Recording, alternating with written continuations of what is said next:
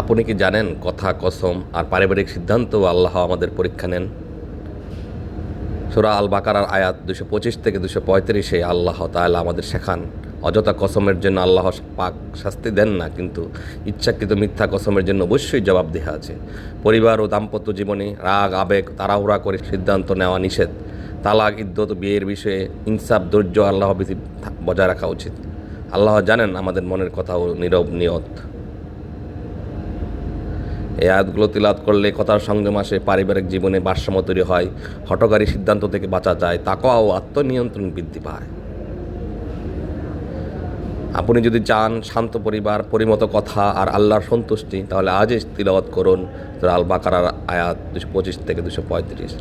আল্লাহ আমাদের সবাইকে আমল করার তৌফিক দিন। আমিন। বিসমিল্লাহির রহমানির রহিম। لا يؤاخذكم الله باللغو في أيمانكم ولكن